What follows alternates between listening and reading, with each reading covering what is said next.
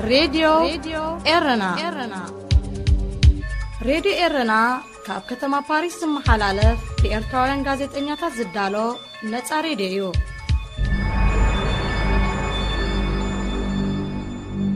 سلام ز خبركم سمعتي لومي سوني 25 حدار 2019 أب ناي لومي فنونا على توزينا مسكربه مغتسلتا نايتي دقفتن تقاومتنا منتاي حقتاتن هلو كونتاتن هاجرنا بزبل أرستي بفتسومي عبيو كاب أوكسفورد بريطانيا استدالوه فلوي تحستو كقربيو نابريد يرنا تلوكو ملقتاتون ساعتو حليو كسعبيو سناي مكتال إيرترا أب تركبن هاجرات لعلي كل 100 مليون تحت عدم قول عز ركبن دك انستيو يخنشبا السودان أبزي 3 عامتات زيجنتن باسبورتن نايز وسد وصاتنياتات تتصاري كم زلا فليطا زيمبابوي 10 عبيت غودناتاتن هنصاتاتن باسم مرحة هاجر كتصوعيوم هذه إذاعة إرنا زينب زرزر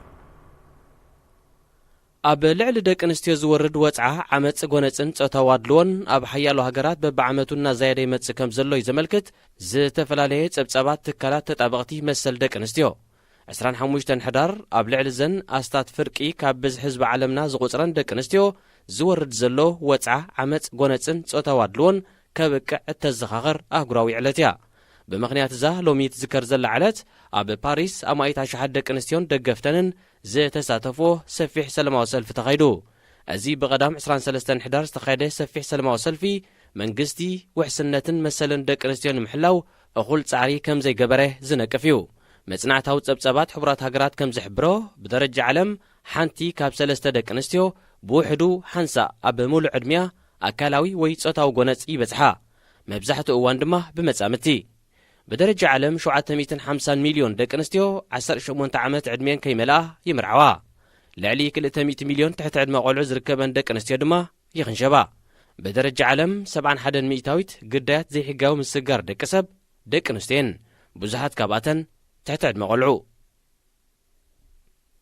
منيستر وشتاو قداي السودان نوصاتنياتات بزي حقاو منقدي كواب تصنحه زيقنتن باسبورتن يتصاري كم زلو افليتو منيستر وشتاو قداي السودان ليتنان جنرال التريفي إدريس بعسران حدن حدار أبزهابو غازيطاو مقلتي زيقنتن باسبورتن السودان نوصاتنياتات بزي حقاو منقدي كعدلو يخون كشاتو نتصنحو سبسلطان يخونو كالوت أكالات ناب حقي كغرب مخانوم أسميرلو نسو بتوسخي أبزي 30 عامتات زيقنتن باسبورتن السودان نايستوهابوم وصاتنياتات مصراي جميرو مهلاو أرقاقيتو زمالت أبوان سرعت بشر زيقنتن باسبورتن نايستعدلوم وصاتنياتات مننت بزرزر قريبو مصراي ككايدليو منيستر وشتاو قداي السودان أقريبو بزلو تصبصب قليوم أب سودان بزوننو غزيف وفري باسبورت كوهابوم كلو كالو دما أب السودان بتصنحو عامتاتن كالق حقاوي قطعتات بمملأن زيقنت هاجر زحزيوم انتقون از مسرح زي تقتلو ببلشونان كالق زي حقاوي أقباباتن زيقنتن باسبورتن سودان زحزو ملاوم اتتصبصب يملكت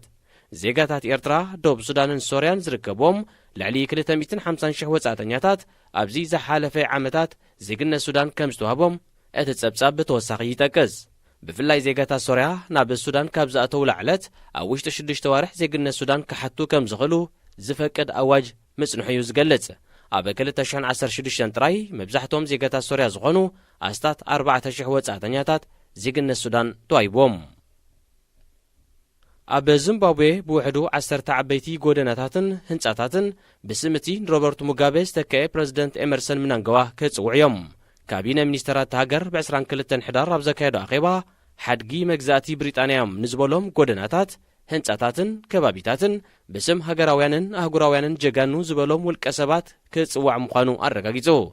غلي كابتين غودناتاتن هنصاتاتن زوها باسمات جومو كينياتا ناي كينيا باتريس لوبومبا ناي كونغو جمال عبد الناصر ناي قبسي ماو تزودونغ ناي تشاينا ليويد بريزنيف ناي حبر السوفيت نبرن فيدل كاسترو ناي كوبان زركبوم كخونن كلو أب زتفلاليه كتماتات نزركب 10 غودناتاتن هنصاتاتن دما بسم بريزيدنت إمرسون منانغوا كتكايو حزب زيمبابوي اتي حدقي مجزاتي ززخاخر اسمات غودناتات ملايو زقامو كوانت زيكونه قطبات هاجر اب كبير حدقا وديقون هلوه كابينه مينسترات هاجر نمقيار اسمات غودناتات قدامنت يبو مكابو كم زقطعو بمنقدي محبراو مراخبيتات ስምዒታቱ ኣብ ምግላጽ ይርከብ።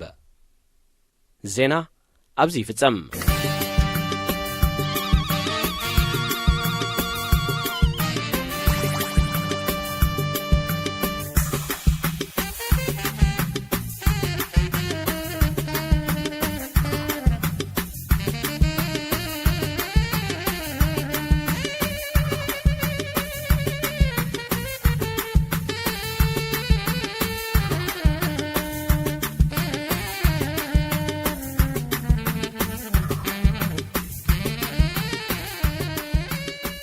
ዳግማይ ሰላምታና ተቐበሉ ክቡራት ሰማዕትና። ኣብዚ 28 ዓመታት ዝሓለፈን ዘለናዮ መድረኻትን ብምንጻር ደገፍትን ተቃውምትን ኣብ ምንታይ ሓቅታትን ህሉው ኩነታት ሃገርናን ብዝብል ኣርእስቲ ፍጹም ይዕብዮ ካብ ኦክስፎርድ ዓባይ ብሪጣንያን ዘዳልዎ ፍሉይ ትሕዝቶ ካልኣይ ክፋሉ ስዒቡ ክቐርብ እዩ። ሬድዮ ኤረና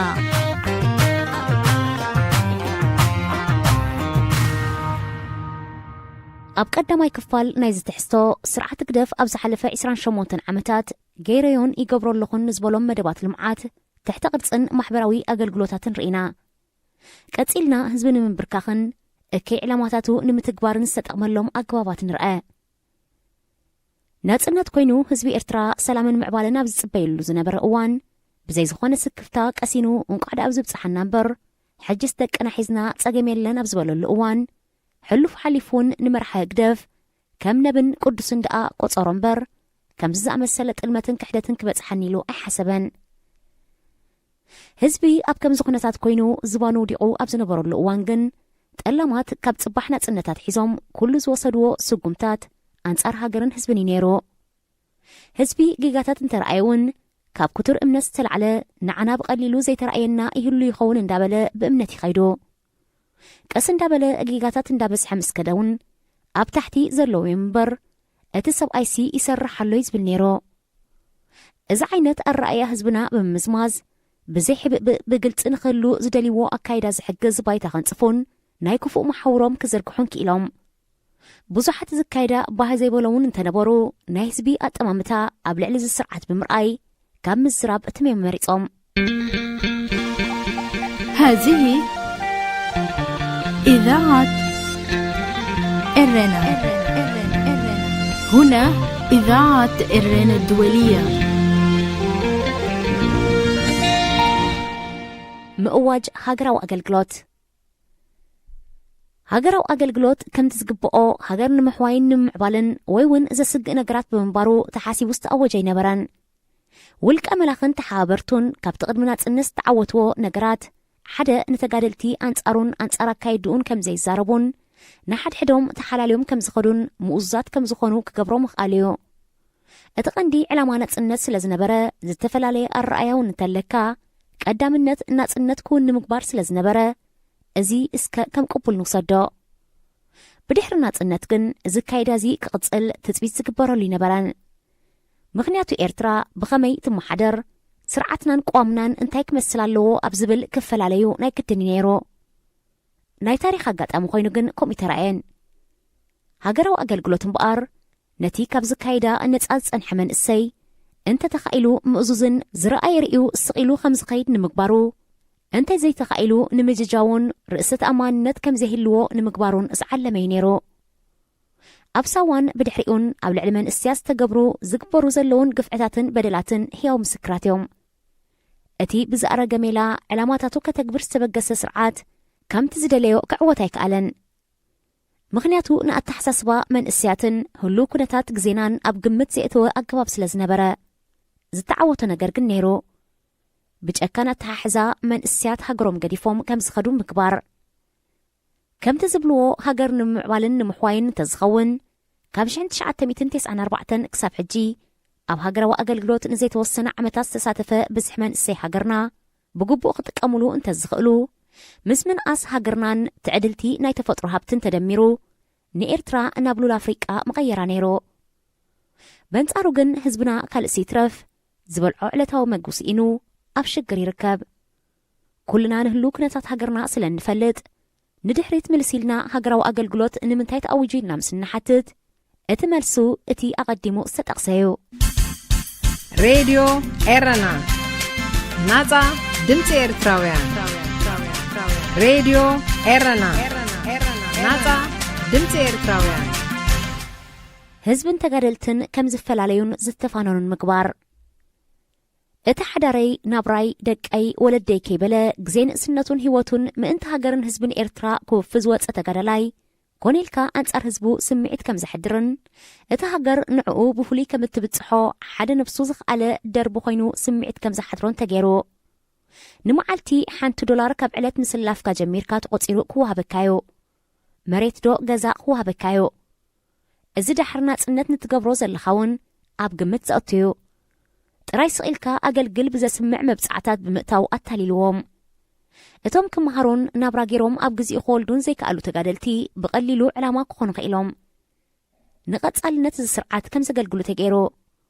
ብዙሓት ንትወልዶ ውላድካን ህዝብኻን እቲ ዝዓበየ ህያብን ውርሻን ዲሞክራስያዊትን ሰሪሕካን ተማሂርካን ትነብረላ ሰላማዊት ሃገርን ምዃኑ ኣርሒቆም ክርእዩ ስለ ዘይከኣሉ ካብ ዝተቃለስሉ ዕላማ ወፃኢ መሳርሒ ንቐጻልነት ዝስርዓት ኣገልጊሎም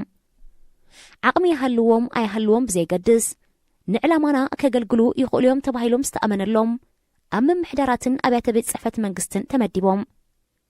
ተጋደልትን ሲቪልን ተባሂሉ በበይኑ ስኬል ደሞዝ ወፅዩ እቲ ሓቅን ክኸውን ዝነበሮን እቲ ዓቕሚ ዘለዎ ክመሃርን ክምዕብልን ዝኽእል ፍሉይ ሓገዝን ትምህርትን ተዋሂብዎ ከም ዝሰርሕ ምግባር እቲ ክጣየስ ዝግብኦ ውሕስነት ብዘለዎ መንገዲ ከም ዝጣየስ ምግባር እዩ ህዝቢ ኤርትራውን እንተኾነ ደቅና ደሞዝ ደንጊዎም ዝሓለፈ ዘይኣኽሎም ደኣሉ ዝበለ እምበር አንጻር ረብሓ ደቁ ኣይሓሰበን ኣብ መጀመርታ ናጽነት ካብ ዓለማት ንመጣየሲ እኹል ሓገዝ ክርከብ ሰፊሕ ዕድል ነይሩ እዚ ካብ ውሽጢ ሃገርን ኣብ ወፃን ዝነብር ህዝብና ክገብሮ ዝኽእል ሓገዝ ተደሚሩ ከም ፕሮጀክት ተታሒዙ እንተዝትግበር ውፅኢታዊ ምኾነ ናይ ነዊሕ ዕላማ እዚ ስርዓት ከም ተቐዲሙ ዝተጠቕሰ ንህዝብን ተጋደልትን ንምፍላይን ተጋደልቲ መተግበርቲ ዕላምኡ ንምጥቃምን ስለ ዝነበረ እዚ ተመርፀን ኣዝዮም ውሑዳት ኣብ ገበንን ብልሽውናን ዝተቋማጥዑ ገዲፍካ ኣብዚ ግዜ እዚ እቲ ሓፋሽ ተጋዳላይ ንርእሲ እውን ናብራ ከቢድዎ ከም ህዝቡ ኣብ ሽግርን ጸገምን ይርከባሎ ምእዋጅ ውግእ ምስ ኢትዮጵያ ህዝባዊ ግንባር ኣብ ግዜ ብረታዊ ገድሊ ህዝቢ ኤርትራ አንጻር መግዛእቲ ኢትዮጵያ ቃልሲ ዘካይዱ ዝነበሩ ተጋደልቲ ሓርነት ኤርትራ ማለት ተሓኤ ምስ ወያነ ብምትሕባር ኣብ ከባቢ ባድመ ድሕሪ ምብራሩ ንባድመ ብዘይ ሓላፍነታዊ መንገዲ ንወያነ ከም ትርከብ ተገይሩ እዩ ብላዕለዎት ሓለፍቲ ዝተወስደ ስጉምቲ ዳ እምበር ተጋደልቲ ርእይቶኦም ሂቦምሉ ዝተወሰነ ኣይኮነን ካብ ብዙሓት ክንሰምዖ ዝጸናሕና ሓቂ ኣሎ ኣነ ብወገነይ እውን ኣብ 1999 ኣብ ዝተኻየደ ፌስቲቫል ዞባ ጋሽባርካ ሓደ ካብ ኮሚቴ ስነ ጽሑፍ ስለ ዝነበርኩ ኣብታ ብምኽንያት ፌስቲቫል ትዳሎ መጽሔት ንባድመን ከባቢኣን ዝምልከት ጽሑፍ ንምቕራብ ንዓበይትን ንነበርቲ ተኸባብን ኣዘራሪብና ነርና ኩሎም ከምቲ ክንሰምዖ ዝጸናሕናን ዘለናን ስም እንዳጠቐሱ ቀደም በዓል እገለ ዘበላሸው እዩ እዮም ኢሎምና በዓል እገለ ግን መሊእኽዎም ከምኡ ገይሮም ርድኡ ንምንታይ ኮን ከምኡ ተገይሩ ይኸውን ብመሬት ክልተ ጎረባብቲ ሃገራት ክልተ ዓድታት ሓንቲ ሃገር ወይ ክልተ ኣሕዋት ሓንቲ ስድራ ክሰሓሓቡ ዘይንቡር ተርእዮ ኣይኮነን እቲ ወሳኒ ሓላፍነታዊ ኮይንካ ክትሕዞን ብምርዳእን ሕውነትን ክትፈትሖ ምኽኣል እዩ ኣብ ከባቢ ባድመ እውን ብፍላይ ኣብ መንጎ ጓሶት እቲ ከባቢ እዚ ተርእዮ እዚ ነይሩ እዩ ኣብ ዝተፈላለዩ ግዜን ከባቢታትን ኣብ መንጎ ጓሶት ዞባ ጋሽባርካን ክልል ትግራይን ንዝረኣዩ ዝነበሩ ግርጭታት ብኣባላት ምምሕዳር ክልቲአን ዞባታት ብምርዳእ ይፍታሕ ነይሩ ብኣካየዲ ስራሕ ጋሽባርካ ዝነበረ ተስፋ ሚካኤል ገብረ መድህን ማለት ሸሪፎ ትምራሕ ጉጅለ ምስ መዛኑኣ ሰበስልጣን ትግራይ ብዙሕ ግዜ ሕውነታዊ ምርዳእን ፍታሕን ትገብር ነይራ እዚ እቲ ቁኑዕ ስጉምቲ ነይሩ ካብዚ ሓሊፍካ እውን ከምቲ ደም ብዙሓት ኣሕዋት ድሕሪ ምፍሳሱን ስልጣንካ ኣብ ሓደጋ ከም ዝወደቐ ምስ ተረዳእካን ዝተወስደ ናይ ሕራይ ስምማዕ ቀዲምካ ኣህጉራዊ ሳልሳይ ኣካል ብምስታፍ ብሕጋዊ መንገዲ ክፍታሕ ምስ ተኻእለ ብድሕሪ ናጽነት ድሕሪ ዝተወሰነ ዓመታት ህዝቢ ኤርትራ ብቕዋምን ሕግን እትመሓደር ሃገር ክትህልዎ ክደልን ክሓትትን ምዃኑ እቲ ገና ከምቲ ዝደልይዎ ኣብ 18 ዋርሕ ክልወጥ ዘይከኣለን በብግዚኡ ዝፋኖ ዝነበረ መንእሰይ እውን እንታይነት እቲ ስርዓት ርእዩን ተዓዚቡን ይምለስ ስለ ዝነበረ ከቕስኖም ዘይምዃኑ ብምግንዛብ ኣብ ትሕቲ ቁፅፅሮም ተመሊሱ ከም ዝኣቱ ንምግባሩን ብኡቢልካ ዕለታዊ ምንቅስቓሳቱ ኣተነፋፍስኡ ከይተረፈ ንምክትታል ብስማ ውግኢና ዘለና ኩሉ ቁጠባዊ ምንቅስቃስ ሃገር ከም ዝዳኸምን ህዝቢ ተጸባይን ተኣዛዝን መንግስቲ ንምግባሩ ባድመ መመሳመሲት ክትከውን ዝተሓሬት እያ መን ይፈልጥ እቲ ቀደም ንወያነ ዝተረከበትሉ ምክንያት እውን ነዚ ባይታን ፂፍካ ንምጽናሕ ካብ ነዊሕ ዝተሓስበሉ ክኸውን ይኽእል እዩ ምክንያቱ ቀስ እንዳበልና ብዙሕ ንዕዘብ ስለ ዘሎና ኣብ ዓለምና ኣብ መንጎ ብዙሓት ጎራብቲ ሃገራት ናብ ውግእ ዘእተወን ናይ ዶብ ምስሓብ ኣሎ ገሊኡ ክሳብ ሕጂ ንዘበናት ከይተፈትሐ ዝጸንሐን ዘሎን እዩ እዘን ሃገራት ግን ብስም ምስሓብ ናይ ዶብ ኣለና ንኹሉ መንእሰይ ሃገረን ሰራዊት ኣይገበረኦን ቁጠባዊ ምንቅስቃስ ሃገረን ኣየደስከላን ብቁጠባ ዝተዳኸመት ሃገር ውግእ ከተካይድን ክትጻወረን ኣይትኽእልን እያ ድሕሪ ውሳኔ ኮሚሽን ዶብ ኣብ ጉዳይ ባድመ ብፍላይ ተወዲኡ እዩ ብሓይሊ ከተተግብሮ ምኽኣል ምስ ዘይትኽእል ግን ናብ ቁጠባዊ ንጥፈታትካ ተመሊስካ ቁጠባ ሃገር ብምድንፋዕ ቀስ ብቐስ ዘመናዊ ጽዋር ዝዓጠቐ ተሓፋሪ ምዱብ ሰራዊት ብምፍጣር ብጸቕጢ ድዩ ብሓይሊ ዝደለኻዮ ከተተግብር ምኽኣል እቲ ዝሓሸይ ነይሩ ዝተኸተልዎ ኣገባብ ግን ነብሰ ቅትለት ሃገር እዩ እዚ ንመራሕቲ ኣብ ሃገርና ዘሎ ስርዓት ጠፊኦም ኣይኮነን ምስናቶም ድሌትን ዕላማን ግን ዝኸይድ ኣይኮነን ብድሕሪ ውዕል ሰላም ምስ ኢትዮጵያ ዶክተር ወልዳይ ፍጡር ሚኒስትር ሃገራዊ ልምዓት ብዝሒ ሰራዊት ክቕንስን ተፋኒው ኣብ ቁጠባዊ ንጥፈታት ሃገር ክሳተፍ ነፍሲ ወከፎም ናብ ንቡር ተመሊሶም ናብርኦም ክመርሑ ምስ ዝኽእሉ ድምር ቁጠባ ሃገር እሱ ምዃኑ መግለፂ ከም ዝሃበ ይዝፍለጥ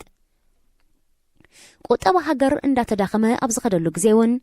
ሚኒስተር ሃገራዊ ልምዓት ምስ ሚኒስትርታትን ምምሕዳር ዞባታትን ብምውሃድ በሃገር ደረጃ ናይ ቁጠባ ሃገርና ማሕነቆታትን መፍትሒኦምን ብምልላይ ናይ 5 ዓመታት ስትራቴጂክ ፕላን ኣዳልዩ ብሚኒስተር ወላይ ፍጡር ኣቢሉ ኣብ ካቢነ ሚኒስትራት ኣቕሪቡ ንምምሕዳር ዞባይ ብምውካል ነዚ ስትራቴጂክ ፕላን ኣብ መወዳእታ መልክዑን ምትሓዝ ኣብ 2008 ዓመተ ምህረት በሃገራዊ ልምዓት ተጸዊዑ ኣብ ኣስመራ ኣዳራሽ ሃኮስ ዝተኻየደ ኣኼባ ተሳቲፈ ነይረ ኣብታ ኣኼባ ዝተሳተፉ ሓለፍትን ክኢላታትን እዚ ስትራቴጂክ ፕላን ክትግበር ልዑል ድሌትን ጠለብን ነይርዎም እሱ ምትግባር ይትረፍ እሞ ምስ ከምኡ ዝኣመሰሉ ክኢላታት ኮይኑ ተወሳኺ ምክርኽብ ዝፈተነ ዶክተር ወልዳይ ፍጡር ጠቕሊሉ ካብ ስራሕ ከም ዝእለ ተገይሩ ምክንያቱ ኣንጻር ዕላምኦም ስለ ዝተንቀሳቐሰ እቲ ሓቂ እዚ ኣብ ዝቕርብ እዋን ሰማዕናዮ ጉዳይ ባድመ ንውልቀ መላኽን ኣገልገልቱን ብዙሕ ዘገድሶም ኣይኮነን ብስም ባድመ ዝጠፍአ ህይወትን ንብረትን ኣብ ልዕሊ ህዝቢ ኤርትራን መንእስያትን ዝወረደ ሕሰምን መከራን ኣይንታዮምን እዩ ባድመ እቲ ዝደለይዎ ንምትግባር ሓጊዛቶም እያ በቃ እሱዩ እቲ ዕላማ ዶብ ምሕንጻጽ ኣየድልዮን እዩ ስለዚ ውግእ ባድመ ልኡላውነት ኤርትራ ንምሕላው ዝተገብረ ይነበረን ሬድዮ ኤረና ናጻ ድምፂ ኤርትራውያን መሬት ናይ ፖለቲካ መሳርሒ ምጥቃም ስፍሓት መሬት ኤርትራ ምስ ብዝሒ ህዝባ ኣነጻጺርካ ክትሪኦ ከለኻ ኣኺሉ ዝተርፍዮ ስፍሓት ሃገርና ምስ ኢንግላንድ ተባሂላ ትፍለጥ ክፋል ዓባይ ብሪጣንያ ተመሳሳሊ እዩ ኢንግላንድ ልዕሊ 55 ሚልዮን ህዝቢ ዝነብራ ካብ ጽበት መሬት ዝተላዕለ ከምቲ ኣብ ሃገርና ዘሎ ሕፅረት መንበሪ ኣባይቲ የለን እኳ ደኣ ኣብ ርእስቲ ንሕርሻን ካልእን ዝጥቀሙሉ መሬቶም ገና ኣኺሉ ዝተርፍ ኣለዎም ብዝሒ ህዝቢ ሃገርና እቲ ኣብ ዝተፈላለየ ምንጭታት ንሪኦ ኣዝዩ ዝተጋነነ ቁፅሪ ከባቢ 6 ሚልዮን እውን ከም ቅቡል ወሲድና ምስ ናይ ኢንግላንድ ምስ ነወዳድሮ ሃገርና ንወለዶታት እውን እንተኾነ ጽበት መሬት ከም ዘይህልዋ ንርዳእ ኣብ ኤርትራ መሬት መንግስቲ ተባሂሉ ተኣዊጁ እዩ እዛ ሓደ ብሓላፍነታዊ ስምዒትን ቅንዕናን ብዘለዎ መንግስቲ ምስ ትግበር መሬትን ተፈጥሮኣዊ ትሕዝትኡን ኣብ ምዕባለ ሃገርን ኣገልግሎት ህዝባን ብውሕሉልን ንመጻኢ ኣብ ግምት ብዘእተወን ንምጥቃሙ ሓጋዚ እዩ ድሕሪ ናጽነት ኣብ ዝነበራ ቁርብ ዓመታት ኣብ ከተማታት ዝነብር ህዝቢ ብማሕበራት ክጥርነፍን ንመስርሒ ገዛ ዝኸውን መሬት ክወሃቦ ብምጽባይን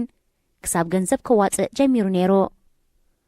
እዚ ግን ብቐጥታ ትእዛዝ ውልቀ መላኺ ጠጠው ክብልን ከይትግበርን ከም ዝተገብረ ይዝፍለጥ እቲ ብውሕድን ኣብ ዝተወሰነ ግዜ ጥራይ ዝተተግበረ ዕደላ መሬት ምስ ንርኢ ተጋዳላይን ገባርን ኣብ ወፃእ ዝነብር ብዶላር ዝኸፍልን ኣብ ውሽጢ ሃገር ዘሎን ኣብ ወፃኢ ንዝነብሩ እውን ደገፍትን ተቃወምትን ተባሂሉ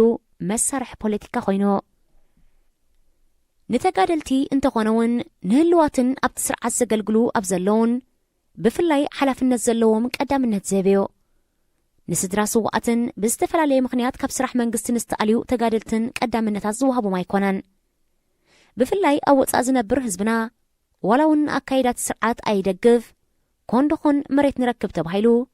200 ክኸፍል ምስቲ ስርዓት ተደናገጽቲ መሲሎም ንኽኸዱ ሓጊዙ እዩ። እዚ ግን ከም ሓሳቡን ክመጽእ ብዙሕ ዘይትጽበዮ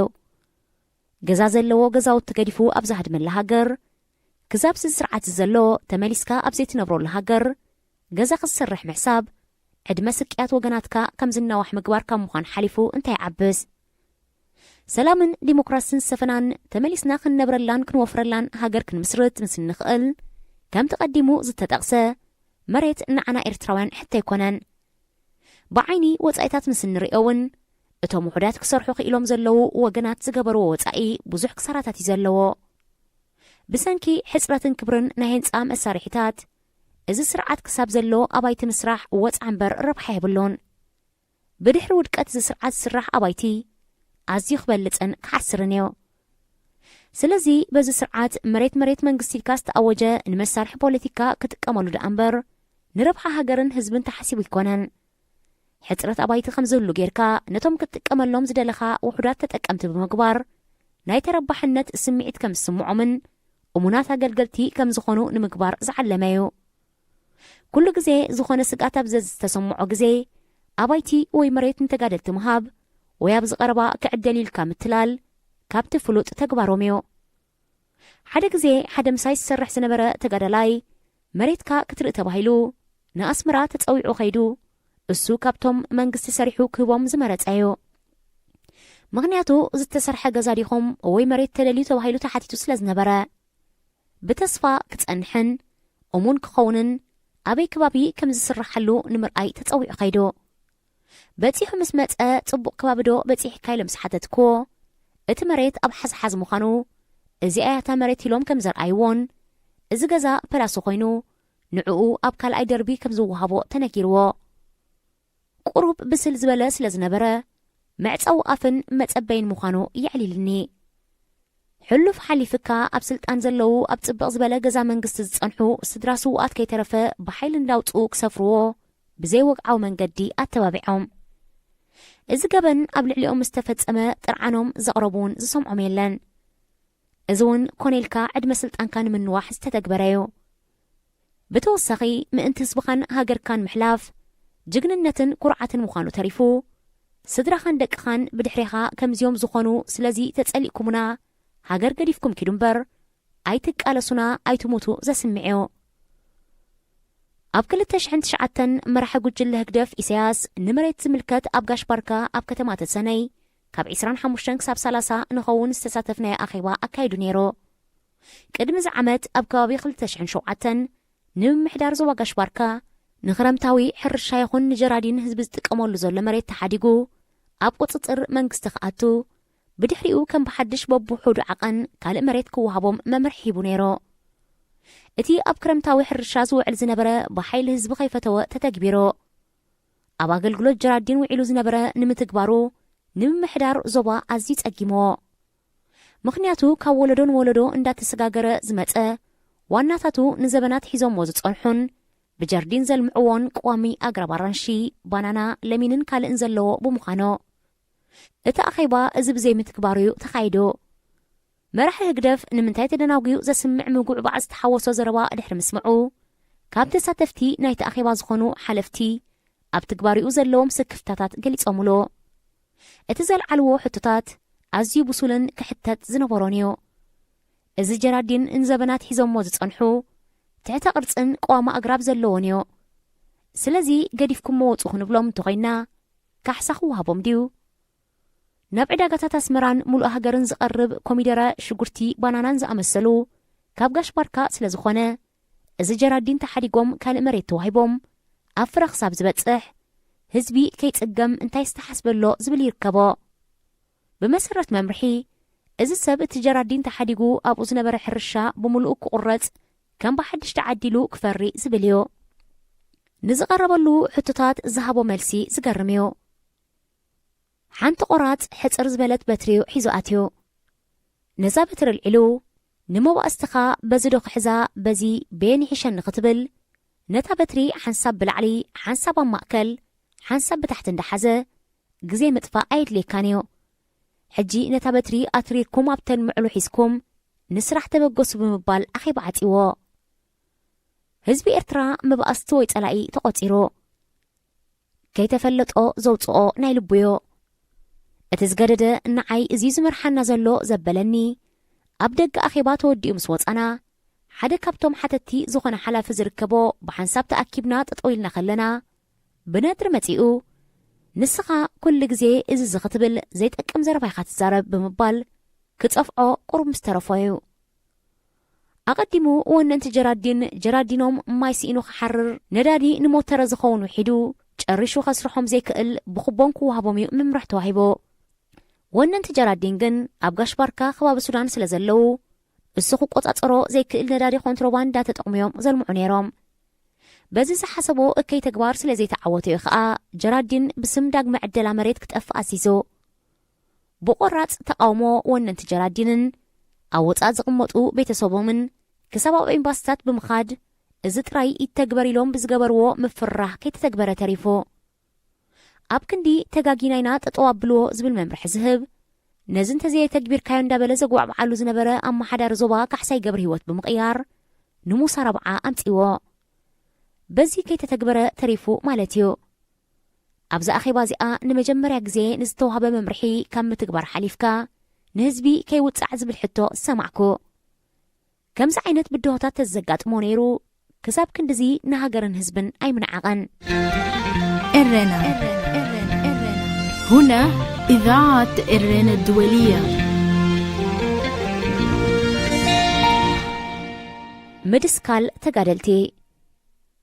مدسكال تقادلتي حدز سرعات تقادلتي نمرعدن نمنبركخن ستأمالو ميلايو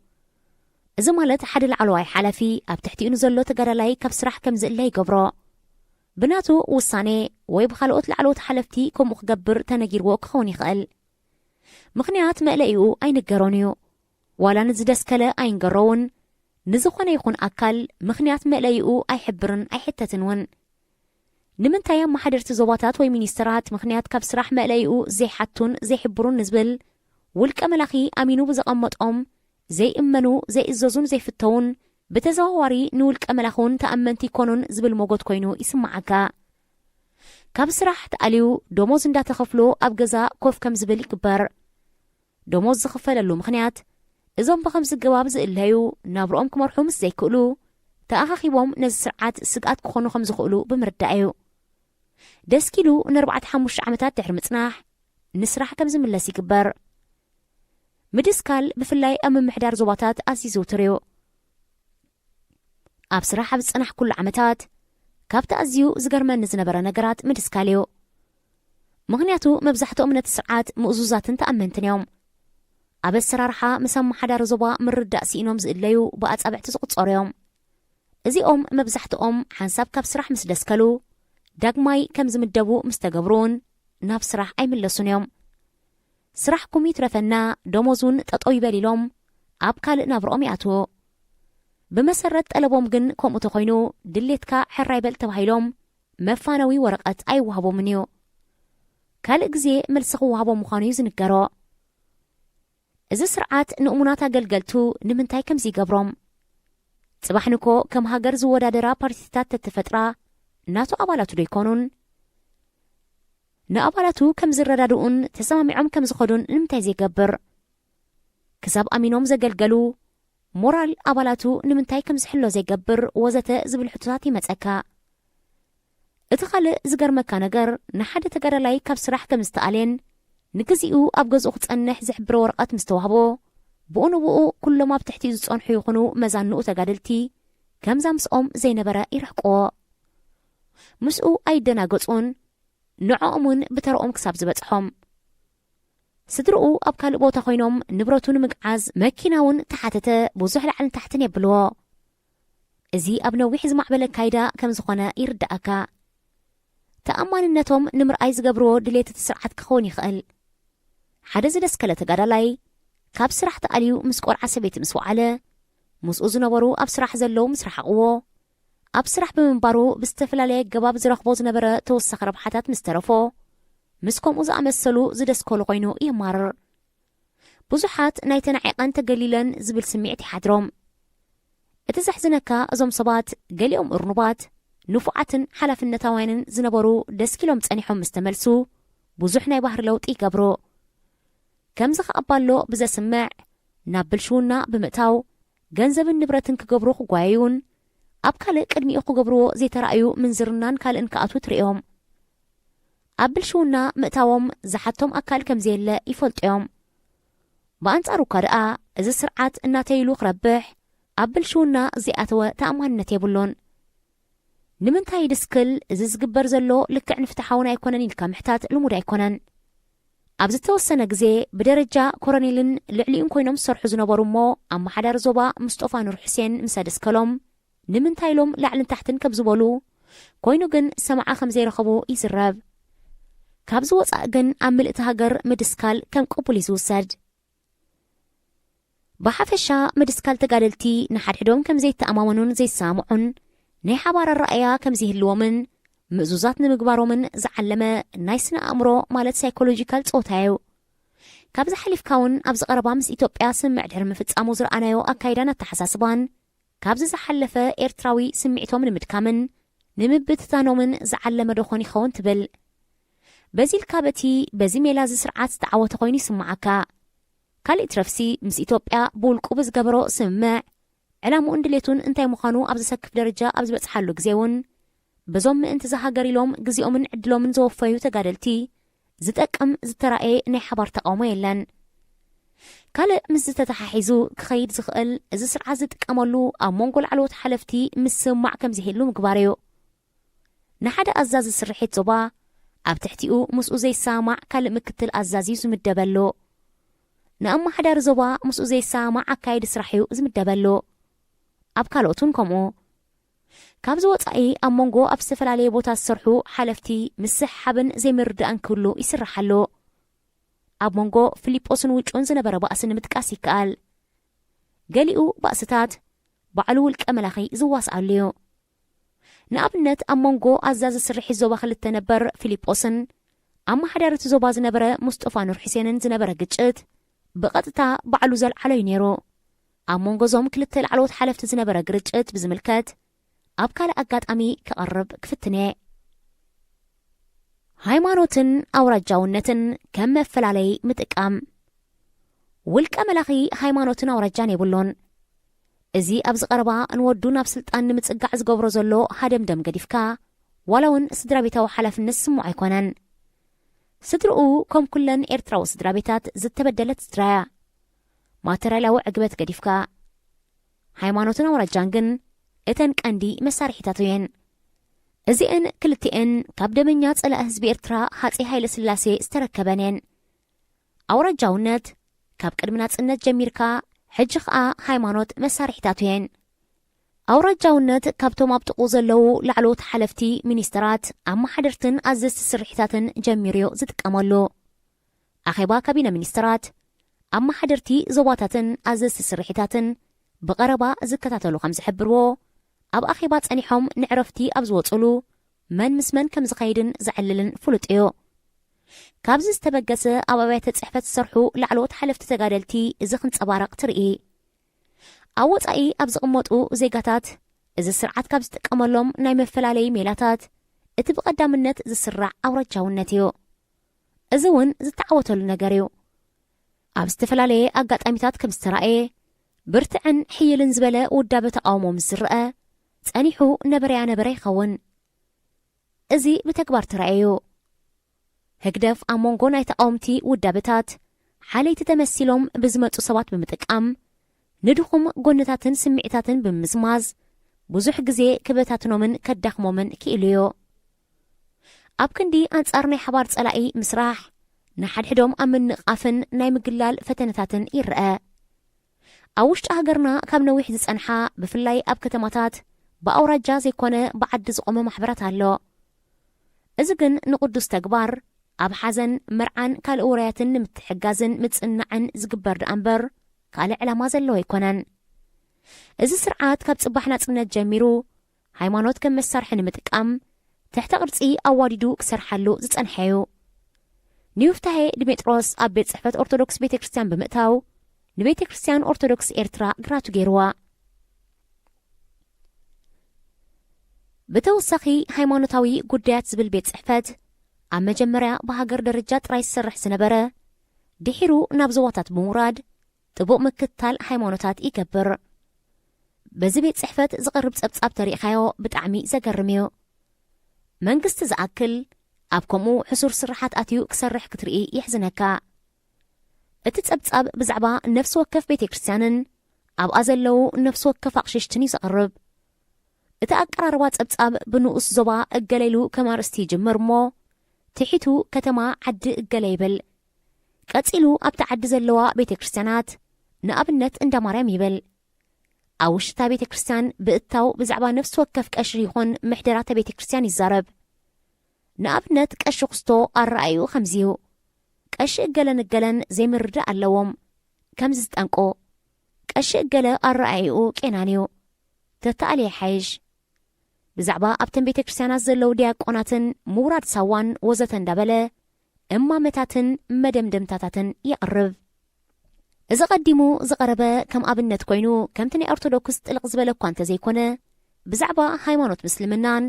እተን ካልኦት ሃይማኖታት ክርስትናን እውን ክጽብጽብ ይፍትን።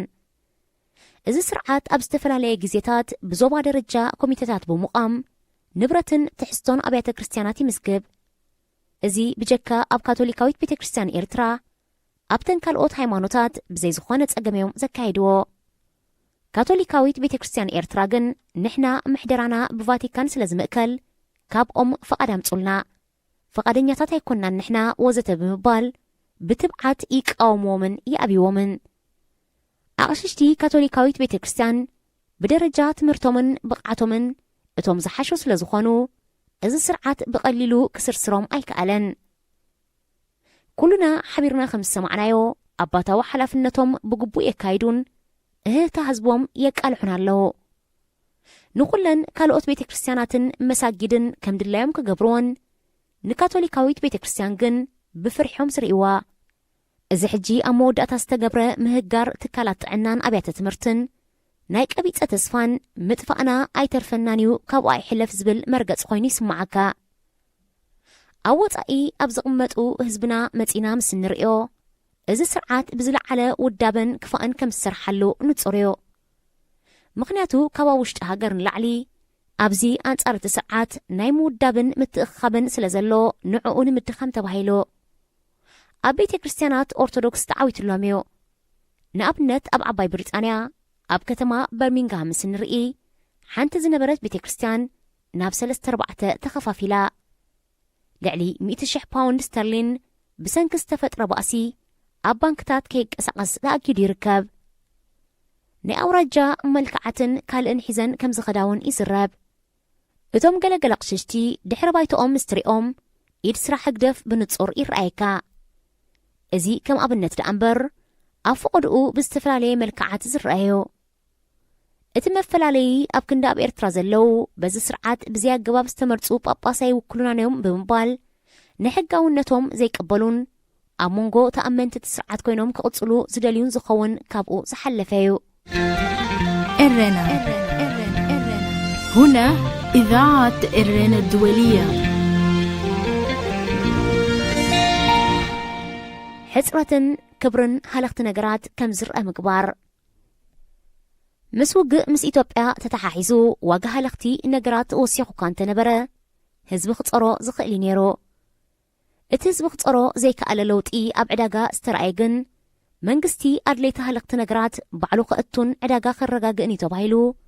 ኢምፖርት ኤክስፖርት ከም ዝዕጾ ምስ ተገብረ እዩ። መንግስቲ ክእቱን ዕዳጋ ክረጋግእን ኣይተረኣየን። በንጻሩ እኳ ደኣ መንግስቲ ግደፍ ሕጽረት ሃለኽቲ ነገራት ክህሉ ኮነ ኢሉ ሰሪሕሉ በዚ ዝስዕብ ምኽንያታት እቲ ቀዳማይ ዕላማ ህዝቢ ከም ዝጠሚ ንምግባር እዩ። ህዝቢ ምስ ዝጠሚ ብዛዕባ ዕለታዊ ናብርኡ ከመይ ገይሩ ከም ዝሰግሮ ጥራይ ደኣ እምበር ኣብ ልዕሊ መንግስቲ ናይ ለውጢ ሕቶ ኣይከሓተናን እዩ ዝብል እዩ።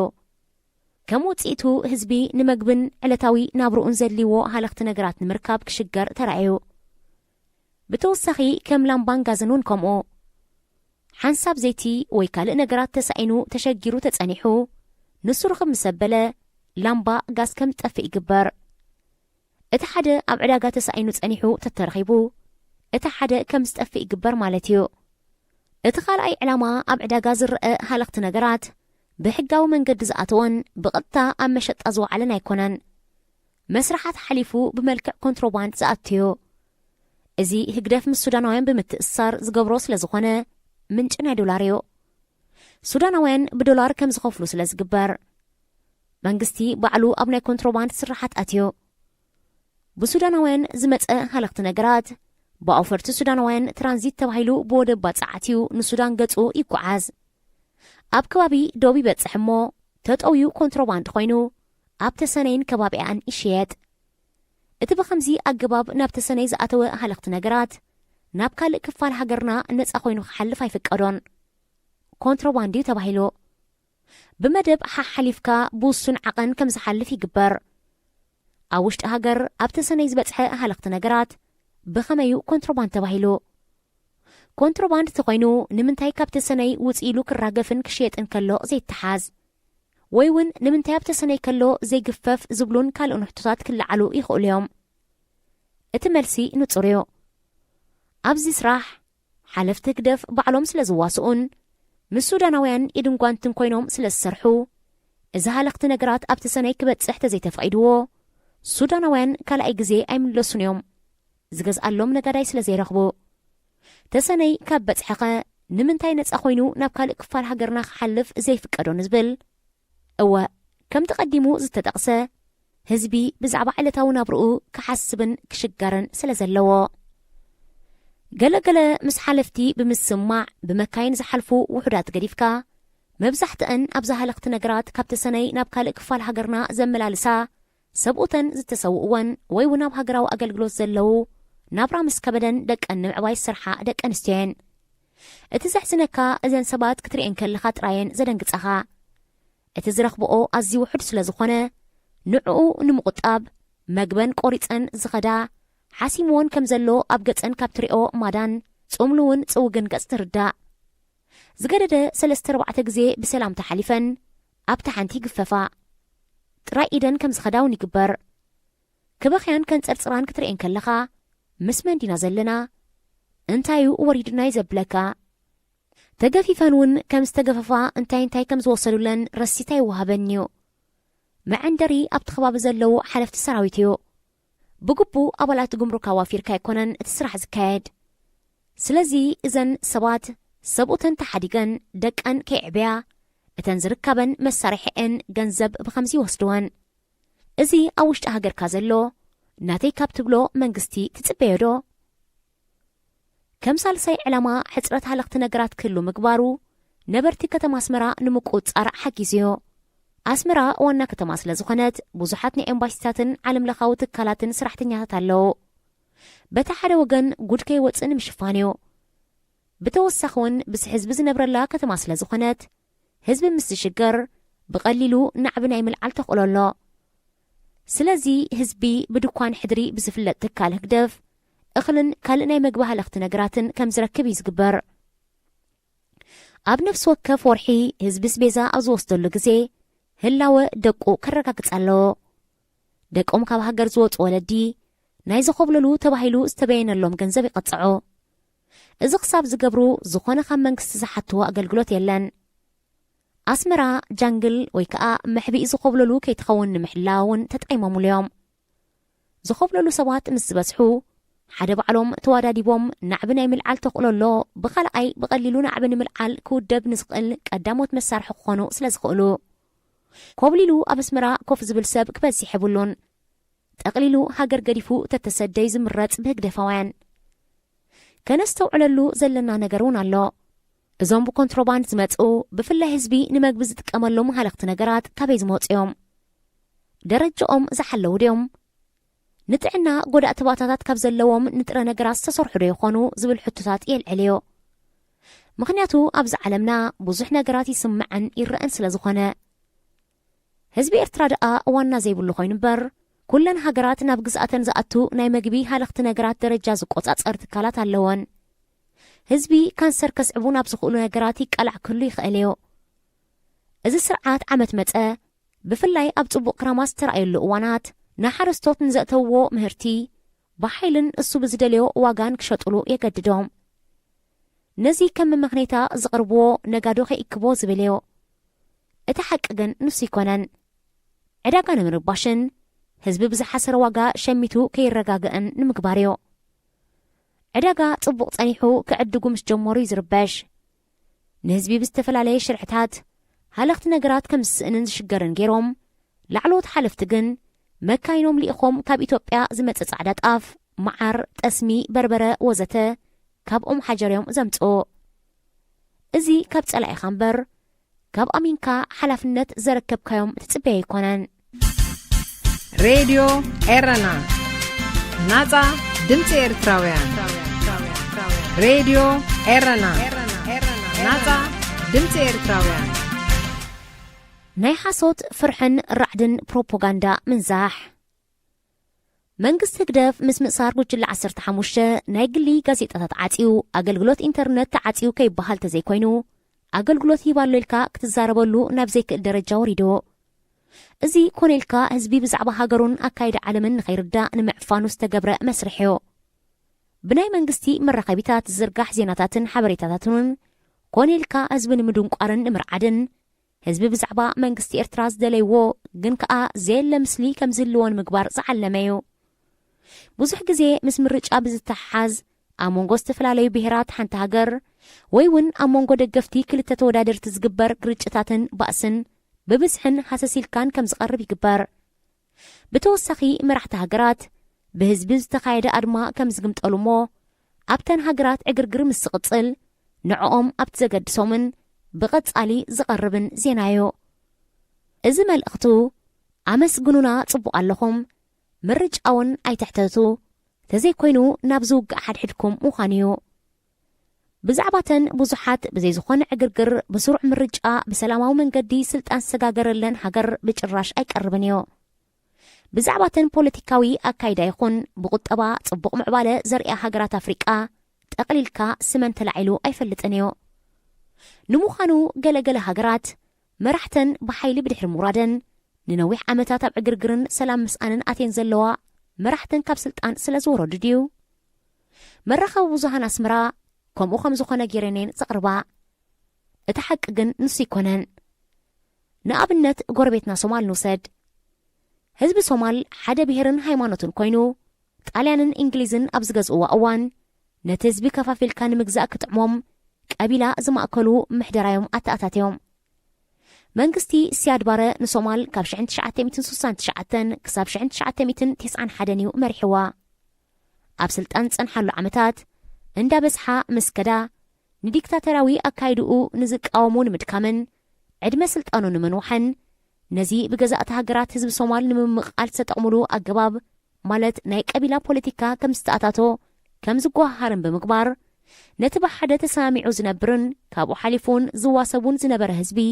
ከም ዝፈላለን ዝተፋነንን ገይርዎ። ስለዚ ንዕኡ ዝሰምዑ በብኸባቢኡ ናይ ቀቢላ መራሕቲ ከም ዝህሉ ገይሮ። እዚኦም ንሓድሕዶም ዘይረዳድኡን ዘይሰምዑን እዮም። መራሕቲ ቀቢላታት ምስ ስርዓት ስያድ ባረ እንዳደኸመ ምኻዱ በብኸባቢኦም ማእከላይ መንግስቲ ዘይቆጻጸሮ ብዙሕ ክሳብ ናይ ደገ ኩባንያታት ምትእስሳር ዘለዎ ናይ ንግድን መሸጣ ተፈጥሮኣዊ ሃብትን ብምክያድ ዘይተኣደነ ረብሓታት ይረኽቡ ነይሮም። ዘመነ ስልጣን ስያድ ባረ ጨሪሹ ምስ ተደኸመ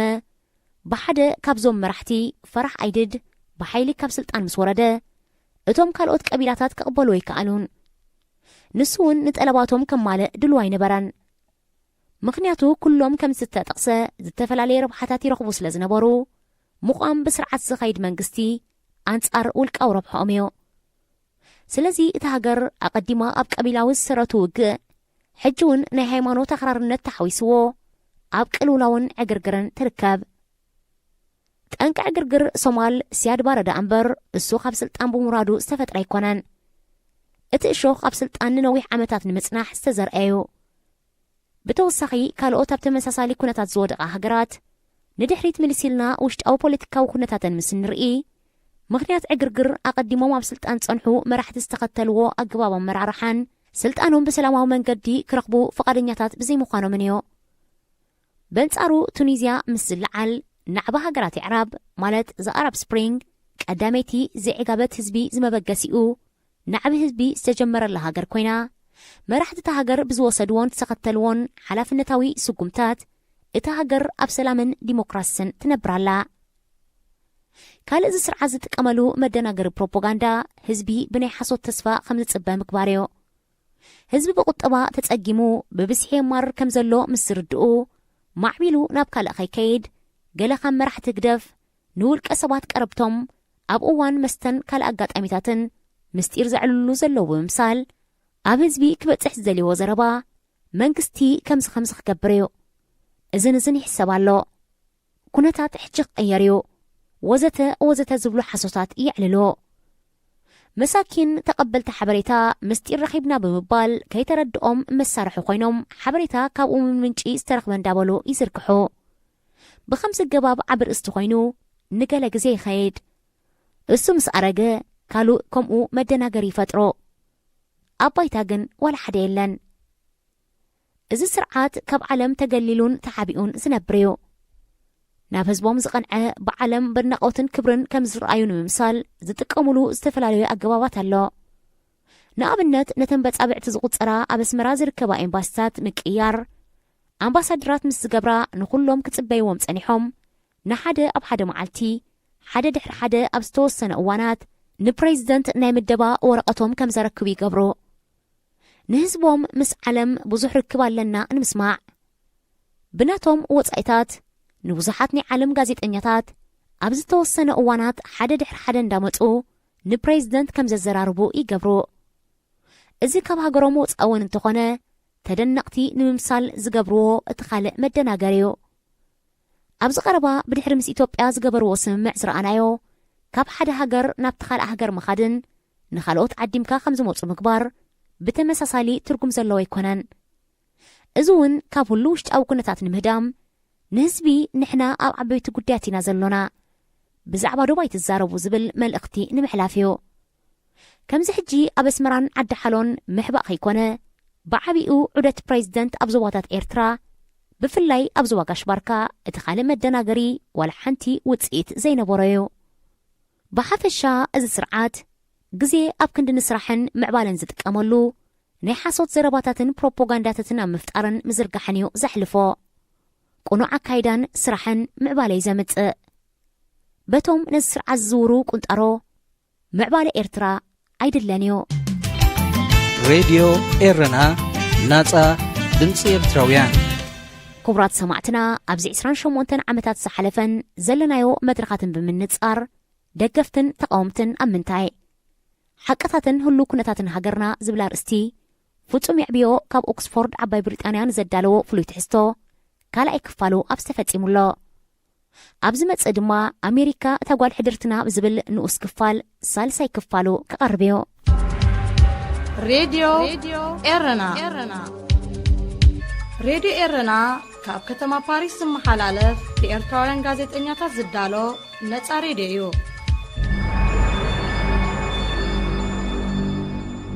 እዚ ትከታተልዎ ዘለኹም ካብ ከተማ ፓሪስ ብቐጥታ ዝፍኖ ድምፂ ሬድዮ ኤረና እዩ። ንምዝኻሩ ቀንዲ ነታ ዜና ከስማዕኩም። ኣብ ልዕሊ ደቂ ኣንስትዮ ዝወርድ ወፅዓ ዓመፅ ጎነፅን ፀተው ኣድልዎን ኣብ ሓያሎ ሃገራት በብዓመቱን እናዛየደ ይመጽእ ከም ዘሎ እዩ ዘመልክት ዝተፈላለየ ጸብጸባት ትካላት ተጣበቕቲ መሰላት ደቂ ኣንስትዮ 25 ሕዳር ኣብ ልዕሊ ዘን ኣስታት ፍርቂ ካብ ብዝሒ ህዝቢ ዓለምና ዝቝፅረን ደቂ ኣንስትዮ ዝወርድ ዘሎ ወፅዓ ዓመፅ ጎነፅን ፀተው ኣድልዎን ከብቅዕ እተዘኻኽር ኣህጉራዊ ዕለት እያ። መጽናዕታዊ ጸብጻብ ሕቡራት ሃገራት ከም ዝሕብሮ ብደረጃ ዓለም ሓንቲ ካብ 3 ደቂ ኣንስትዮ ብውሕዱ ሓንሳ ኣብ ሙሉእ ዕድሚያ ኣካላዊ ወይ ጾታዊ ጎነፅ ይበጽሓ። ብደረጃ ዓለም 750 ሚልዮን ደቂ ኣንስትዮ 18 ዓመት ዕድመ ቅድሚ ምእካለን ይምርዓዋ። ልዕሊ 200 ሚልዮን ትሕቲ ዕድመ ቆልዑ ዝርከበን ደቂ ኣንስትዮ ድማ ይኽንሸባ። ሚኒስትሪ ውሽጣዊ ጉዳያት ሱዳን ወጻእተኛታት ብዘይሕጋዊ መንገዲ ክዋሃብ ጸንሐ ዜግነትን ፓስፖርትን የጻሪ ከም ዘሎ ኣፍሊጡ። እቲ ሚኒስትሪ ብተወሳኺ ኣብዚ 30 ዓመታት ዜግነትን ፓስፖርትን ሱዳን ናይ ዝተዋህቦም ወጻእተኛታት ምጽራይ ጀሚሩ ምህላው ኣረጋጊጹ። ዜጋታት ኤርትራ፣ ደቡብ ሱዳንን ሶርያን ዝርከብዎም ልዕሊ 250,000 ወጻእተኛታት ኣብዚ ዝሓለፈ ዓመታት ዜግነት ሱዳን ከም ዝተዋህቦም እቲ ጸብጻብ ይጠቅስ። ኣብ ዚምባብዌ ብውሕዱ 10 ዓበይቲ ጎደናታትን ህንጻታትን ብስም እቲ ሮበርት ሙጋቤ ዝተካየ ፕረዚደንት ኤመርሰን ምናንጋዋ ከጽውዑ እዮም። ካቢነ ሚኒስተራት ሃገር ብ22 ሕዳር ኣብ ዘካየዱ ኣኼባ ሓድጊ መግዛእቲ ብሪጣንያም ንዝበሎም ጎደናታት ብስም ሃገራውያንን ኣህጉራውያንን ጀጋኑ ዝበሎም ውልቀ ሰባት ክጽዋዕ ምዃኑ ኣረጋጊጹ። ህዝቢ ዚምባብዌ ተሓድጊ መግዛእቲ ዘዘኻኽር ኣስማት ምእላዩ ዝቃወሞ እኳ እንተዘይኮነ ቁጠባት ሃገር ኣብ ከቢድ ሓደጋ ወዲቑ እናሃለወ ካቢነ ሚኒስተራት ሃገር ንምቕያር ኣስማት ጎደናታት ቀዳምነት ሂቡ ምእካቡ ከም ዘቆጥዖ ብመንገዲ ማሕበራዊ መራኸቢታት ስምዒታቱ ይገልጽ ኣሎ። እዚ ድምፂ ሬድዮ ኤረና እዩ።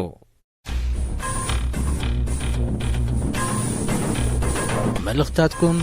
ናብ ሬድዮ ኤረና ኣብዚ መደብ እዚ ካባኹም ካብ ሰማዕትና ንዝመፁ ርእይቶ ነቐፌታ ማኣረምታን ካልእን ዝቐርበሉ መደብ እዩ። ኣብርሃሜ ካብ ሃገረ ጀርመን ናብ ዝኸበርኩም ሬድዮ ኤረና ከምኡውን ሰማዕቲ ሬድዮ ኤረና ኣቐዲመ እዚ ሰላምታይ ይብፅሐኩም። ብምቕፃል እዚ ኣብ ሚድያ ወሲእካ ዝግበር ናይ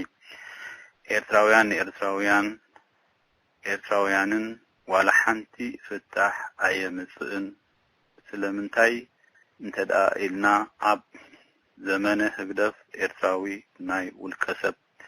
መሳርሒ ኮይኑ ኢና እንሪኦ ዘለና። ሰብ ሕልና የለውን ማለት ግን ኣይኮነን። ሰብ ሕልና ኣብ ሚድያ ኣለዉ። እንተኾነ ግን እቲ መንእሰይ ኣብቲ ናይ ውልቀ ሰባት ክዓስል ትሪኦ እሞ ይገርመካ። በጃኹም ካብዚ ንውፃእ። ካልኣይ ንሓደ ሰብ ድሕሪ ባይታኻ ዝብል ሕቶ ኣብ መብዛሕትኹም ኣይምለስን። ኣነ ኣብ ኣስመራ ተወሊደ ዓብየ ሳዋ መበል 5-6 ዙር ወሪደ ወዘተ ኢልካ ኣይኮነን። ምስ ዓዶቦኻ ማለት ኣነ ኣብ ኣስመራ ደቀ መሓረ መንደፈራኸረን ባስዕ ተወሊደ መባል እኹል ስለ ዘይኮነ እንዳቦኻ ኣብ ከምዚ ይበሃል ክትብል ክትክእል ኣለካ።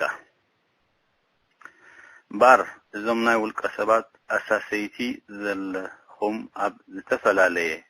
ናይ ሚድያ በጃኹም ካብዚ ተቆጠቡ።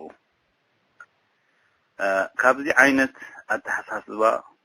ጥንቅልዒት ኮንካ ምሻን ማለት እዩ። ጥንቅልዒት ኮንካ እንድሕር ሸይንካ ክዳንካን ኣካላትካን ተበላሽ እሞ ጨኒኻ ትጨኑ ማለት እዩ። ስለዚ ንህግደፍ ምስሳይ ማለት ልክዕ ከምዛ ዝበልኩኹም እያ። ህግደፍ ወላ ሓደ ፈታዊ የብሉን። ክንድጎቦ ዝኸውን ፀላኢ ኣብ ውሽጥና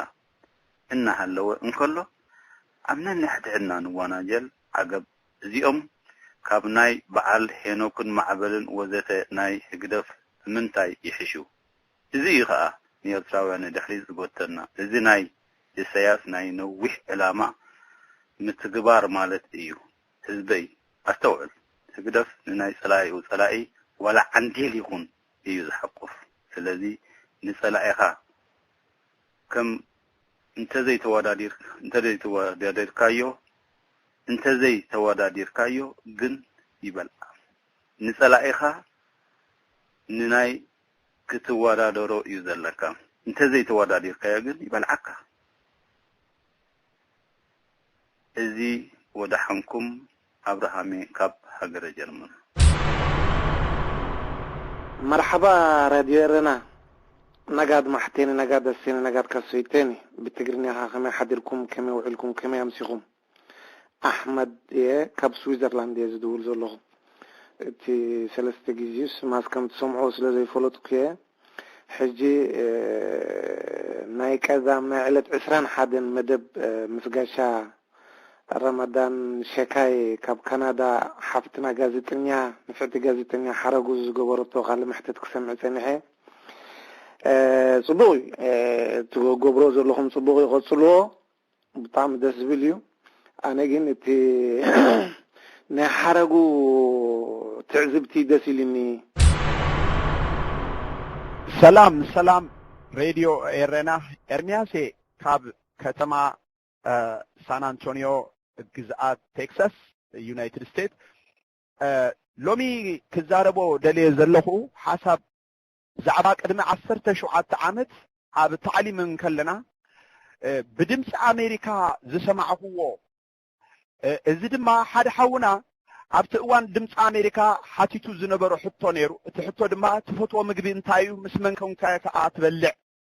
ዝብል ሕቶ ነይሩ ሓደ ኤርትራዊ ሓውና ነታ መልሲ መሊሱ ካብ ሙሉ ኣብ ዓለም ዘለዉ ሰባት ዕውት ከም ዝኾነን ከም ዝተሰለመን ጌጋ ይኽለኣለይ ነዛ ነገር ሰሚዐ ነይረ ኣብቲ እዋን እቲ ነዚኣ ክሰምዖ ከለኹ ኣብ ታዕሊም እየ ነይረ እሱ ድማ ኣብቲ እዋን እቲ ነዛ መልሲ ክምልስ እንከሎ ቅድሚ ሂደት ዓመታት እያ እታ ሕቶ ዝመለሳ ንሱ ኣብ ግንባር ቡሬ ወተሃደር ኮይኑ ምስ ኢትዮጵያ እናተቃለሰ ወይ ድማ እናተዋገአ እንከሎ እዩ ምክንያቱ ኣብቲ እዋን እቲ ኩናት ስለ ዝነበረ ማለት እዩ ስለዚ እዚ ሰብ እዚ ትፈትዎ ምግቢ እንታይ እዩ ተባሂሉ ምስተሓተተ ሓበሻ ከም መጠን ምኳነይ 12 ቆልዑ እንቋቁሖ ዘለዋ ዶርሆ ኢሉ ምስ መን ኮንካ ሃትበልዖ ንዝተባሃለው ድማ ምዞም ኣብ ቅድመይ ከም ጸላእቲ ኮይኖም ምሳና ዝዋግኡ ዘለዉ ሰባት ኣብ ጣውላ ኮፊልና ብዛዕባ ሽግርና እናዘተና ክበልዖም ምፈትኹ ኢሉ በዚኣ ተዓዊቱ ማለት እዩ بحق بزعبا እዚ ሰብ ብድሕሪኡ ሰሚዕ አይፈልጥኔ بحق بزعبا እዚ ሰብ እዚ ብድሕሪኡ ደሃዩ ብዛዕባኡ ክዝረብ ሰሚዕ አይፈልጥኔ አሜሪካ ድምጽ አሜሪካ ውን የዛረብዎ ከም ዝነበሩ ይዝከረኒ ግን ደሃይ ተልኩም ባድ ደሃይ ግበሩ ብዛዕባ እዚ ሰብ እዚ ድምጽ ራዲዮ ኤረና ሰላም ብንያም ካብ ስተኮልም ዝድውል ዘለኹ የቅሬታ ብዛዕባ ቤተክርስቲያን በዕለት 17 ዘሕለፍካዮ ዜና አይፈልጥኔ ትናትካ ኤቪደንስ ካበይ መጽ ነይሩ ግን እንተ ዘይተጋገ ኢንፎርሜሽን ካሕልፍካ ዘለኻ ስለዚ ተክኢልካ ቅሬታ ሕደተሉ ምክንያቱ ናይ ቤተክርስቲያን ጉዳይ ስለዝኾነ እዩ thank you زحوي ስለዚ ሰማዕካኒ ይغنيلي أنا هاي عندها خياري إتراجعن تحرك عليكم كينو دمسي إذا إتراجعن بمر أمزلوا أب أوروبا اليوم ولا كل حاجة إذا مسرح إذا ما راح مسرح ينيرو إلكم مسرح في المواقع تطعنا بالله إتراجعن كان زام صرفت البحر أمر عالم صرفت البحر كم قدفو علنا زي أبدخل إرابطات مجمع زلو زي إرسراميان زي من راح مسرعي ينيرو زي راح مسرعي تاني راح حجي حينيك فدي البحر الزربة نخترف لازم الاختزيب على خدكم وبقى دريسكم زيحفكم نختزارو تبرو أفتي راديو يلاوكم سيمي أنبا خيري مرحبا راديونا مرحبا شغورتينو كلكم بحضرة برنامجكم بتاعكم صبح ميرو أمونغو بتتخيلوا تجهود دابرها تلابي وزغي نافي إسرا تتحت على الفوق بتاعكم صبح ميرو خير مست برنامجكم أمونغو توابيكم شاو بالسلام سلام أولاد راديو إيرنا كلكم بحضرة أنا سي حنت حساب الله هني مجد حن أنا محارة أغلى ودباشاي كاب سان فرانسيسكو كاليفورنيا قريتها التي دلقهم بقاسي بزغنا جن أنا سي زي أكل على لسانا مملشن يدرج حمد دلو إعلامنا ونابينا شنق نهار مالنا وندرد أننا دلعي مثلا ولا ونا بتعاون سرعة كده في النابلين نزالب أنا سردي أنا أقول لكم عقمتات لكم أنت لا تخيلسي كل ولا خدنا يتكلم حيرنا نبورو اليوم ولا ما يزباو جنبار تقدرك نبورو نسوم كوفا بالكاسي نتي سرعة نتسوي أنت زجبر زين إيه هذا اللو كوف سرعتي بهجرة بتي 94 دقيقة سيلفي بو يكون دخيل دلو نون تشحن كلتن علي ويلن كلهم تمقابلات وقودي لهم يوم قال السنوات قال بسدد قال لك ابو حمام قال مويتهم يوم هي وات يقولون حجي ንህይወት ደይብሉ ንምንታይና ስርዓት ይግደፍ ንብል ሓንቲ እኳ ንዓኹም ደቃወመኩም ኣለኒ ምክንያቱ ንመኒኹም ፕሬዚደንት ኢሳያስ ኢልኩም ትፅውዑ ብዙሕ ኣትገርመኒ ምክንያቱ ናይ መዋዕል ብዕልዋ ድሓዘ ነገር ተዝኾነሲ መላኺ ስርዓት ኢልኩም ምኽማን ቆንዒ ድሓን እዚኣ ብዙሕ ተባሂላሃልኩም እንድያ ኣነ ንዓይኮኩም ይጣጥላት እየ ዘለኹ ግንሲ ነቲ ስርዓትሲ ኣብ ክንዲ ብህግደፍ ንብሎ ህግደፍ ዝበሃል ነገር የለን ኣብ ኤርትራ ኣብ ኤርትራ ሓደ መላኺ ስርዓት ኣሎ ውሑዳት ሰባት እኩባት ሰባት ከዓ ኣለዎ እቶም ጭፍራ ዝበሃሉ እቶም ሓሙሽተ ጋንግስ ኣብቲ ከባቢ ይደለዉ እዮም ደመሓድርዋ ዘለዉ ተዓዲ እዚ ከዓ ብሽፍትነት እዮም ደመሓድርዋ ዘለዉ ብደይ ሕጊ ብዓመፅ ህዝቢ እንዳቐተልካ ሕጂሲ ገለ ሰባት ኣምፂኹም ኣላዝብዎም እንታይ ይበሃል ንምንታይ ኢና ህግደፍ ንብል ዘለና ህግደፍ ሩሕ ዘለዎ ኣይኮነን ዓረም ነይሩ ንቁሩብ ግዜ ተዓረም ከዓ ነቂፁ ጠፊኡ እዩ ስለዚ ዓረም ከዓ ምራኽ ንክትሕለበሎም ነቲ ምራኻ ምስ ሞተ ነታ ላምሲ ምራኻ ምስ ሞተ ነቲ ቆርበታ ገይሮም ኣልሕስዋ እሞ ሰባት ይሕለበሎም እዚ ከዓ ንሓፂር ግዜ ጥራይ ክኸውን ከምኡ ኢልካ ክንበር ኣይክእልን እዩ ስለዚ እቲ ዓረም ተወዲኡ ናይ ህግደፍ ሕጂሲ ገለ ስም ይወሃቦ ገለ ሰባት ፀዊዕካ ዮሃንስ ዲዋራ ዝኾነ ሰባቲ ኣዛርብዎ እሞ ኣደነው ገለ ነገር እንተዘገብረ ፅቡቅ ነይሩ ይብል የቐኒየለይ እዚ ድምፂ ራድዮ ኤረና እዩ ሰላም ኤረና ስምዑ ኤረና ናብ ካልእ ዘዚኹም ከም ዘለኹም ኩሉ ሰብ ፈሊጥኩም ኣሎ ብዛዕባ ወረ ናይ ኤርትራ ሓንቲ ነገር ተምፅኡ የለኹምን ስጋብ ታዕሊም ወዲኦም ከምዚ ዝብሉ ኢንፎርሜሽን ካብ ዓዲ ኣይትረኽቡን ማለት ድዩ ወይስ ልብኹም ናብ ካልእ ዘንቢሉ እዩ ኣነ ከምቲ ቀደም የለኹምን የዝብለኩም ኩሉ ግዜ ናይ ወፃኢ እምበር ናይ ኤርትራ ሓንቲ ነገር ኣይትዛረቡን ዘለኹም እዚ ግን ሕመቕናትኩም እዩ ብዝኾነ ኮይኑ ምድሪ ክትወግዕ እያ ንስኻትኩም ግን ናብ ካልእ ቦታ ዘዚኹም ከም ዘለኹም ናይ ዓድና ሓንቲ መዕልቲ ተዛሪብኩም ኣይትፈልጡን ዮሃንስ እየ ሕሰብሉ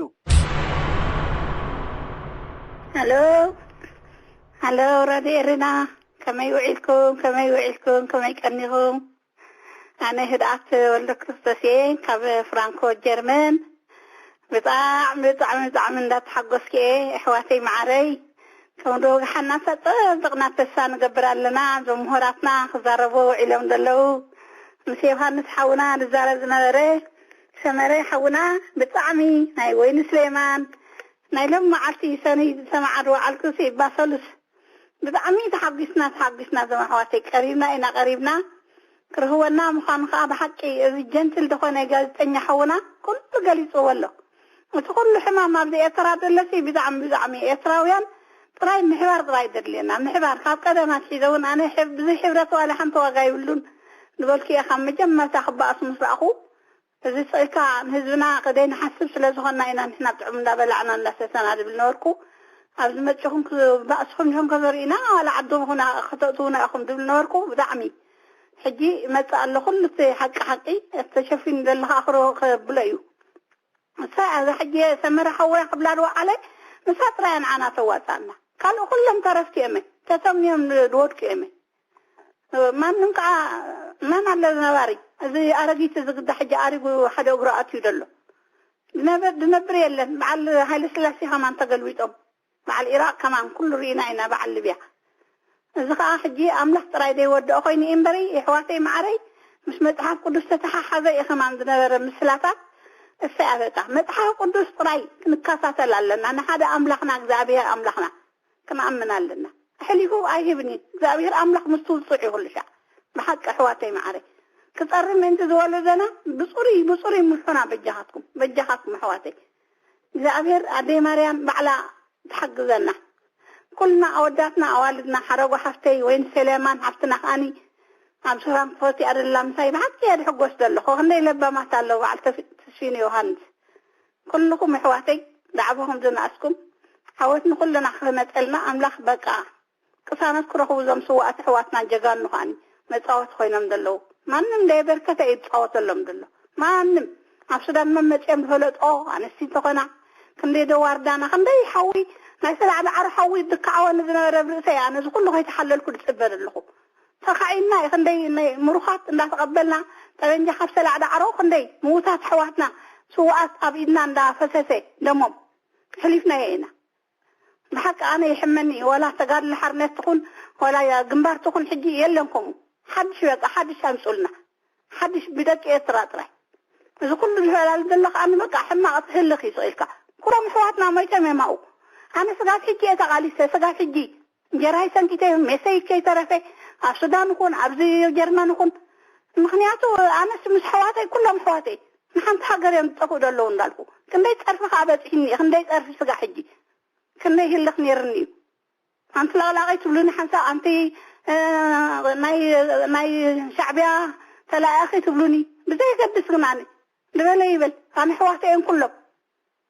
ሃይና እሞ ኣልኸለል እየ ዳኣነ ሕዋተይ ተሰዊኦም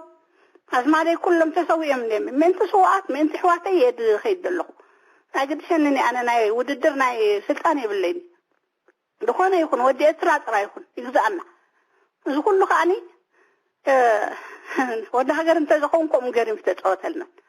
ሕጂ ግን ልቢ ይግበር ህዝቢ ኤርትራ ልቢ ግበር ህልኻ ዋፃእናኒ ምእንቲ ትካ ኣብ ከተማ ደሎ ንርዳእ እዩ ንሕናሰይ ዋላ ሓንቲ ድንቕንቐና ብልና ጀርመን ቀይርና ተበለፅና ንሕና ቀይርና ፓስፖርትና እንታይ ዳ ክጥዕመና ኩሉኻ ክጥዕሞ ዶ ይፅበይ የለን ግን ሃገርና ክንኣቱ ኢና ንሕና ኣብኣ እየ ክመውት ዘላ ኣነ ምስ ደቀይ ቻው ኣምላኽ ኩሉ ሰላም ክገብሮ እንዳተመንኹ እየ ጸሎተይ ከይተሓለልኩ ይሕዋተይ ማዕረይ መንገዲ ሓቂ ይምራሕኩም ቻው መርሓባ ረቢረና ሸገ ብርሃነስ ብመዓልቲ ኣብቲ ሓደ ካድሪ ገዲም ኣብ ኢሳያስ ከይዱ ምስ በስ ሓደ ተዘክርታት መፂኒ ካብቲኦም ኢሳያስ ዝሕሉ ወጋንታ ሓደ ካብኣቶም ኣልዕለቢስ ኣነ ዕድለኛ እየ ሓንቲ መዓልቲ ኣብ ናይ ለቕለቕቲ መኣዲ ተሳቲፈ ኣይፍልጥን እየ ምስ በለ ካብኦም ተስኡ መን ለቕለቕቲ ምስ በሎ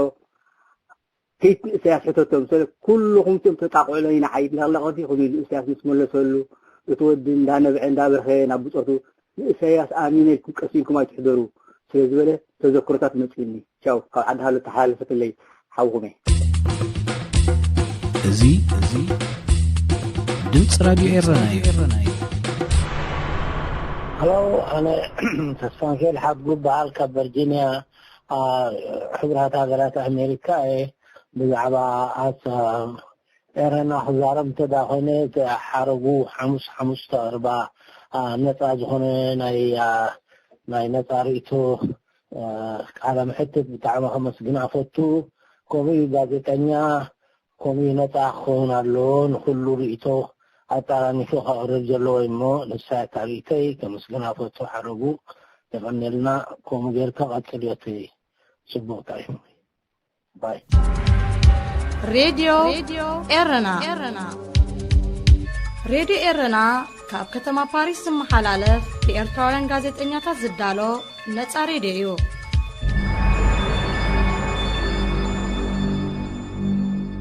زخبركم سمعتنا زينان حفشاو تحستونان أبزي زازمنا لنا سلامكتالكم دقيمنا نمسجن فنور ديرنا بمن قدي ساتلايتن إنترنتن نعسران 4 ساعات